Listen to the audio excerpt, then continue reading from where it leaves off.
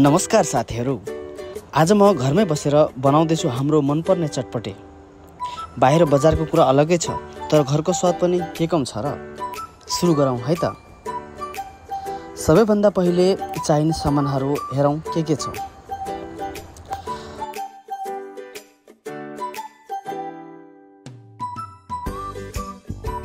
सुरुमा मैले प्याजलाई सफा गरेर बिस्तारै जानी नजानी काट्न सुरु गरेँ। त्यसपछि हरियो खुर्सानी पनि काटेँ। काट्ने स्टाइल फेरि मेरो कडा नै छ, पुरै चाइनिज पारामा।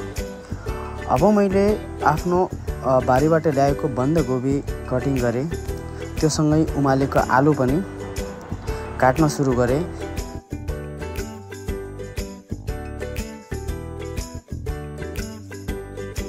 त्यसपछि लम्किन मुछार्दै सानो सानो बनाउँदै अनि चाउचाउ पनि हालेँ।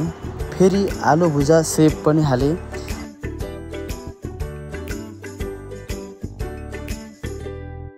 त्यसपछि चटपटे मसला,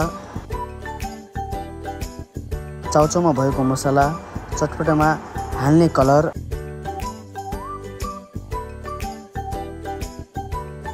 अनि मिक्स गर्दै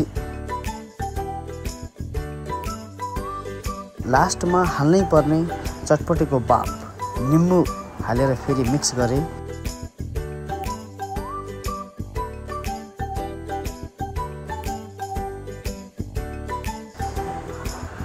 सबै सामान हालेर रेडी गरिसकेपछि एउटा टेबलमा राखेँ।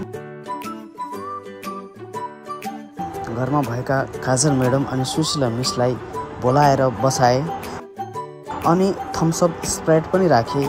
त्यसपछि उनलाई प्लेटमा हालेर खाऊ भने अनि टेस्ट कस्तो छ भने सोधेँ। टेस्टको त कुरै छोडौँ, बब्बाल छ भनिदिए। त्यसपछि त म फिदा भएँ। तपाईहरु पनि यसरी घरमै चटपटी बनाएर हेर्नुस्, बजारको भन्दा बढी स्वाद आउँछ। भिडियो मन पर्यो लाइक, कमेन्ट एन्ड सब्स्क्राइब गर्न नबिर्सनु होला। धन्यवाद।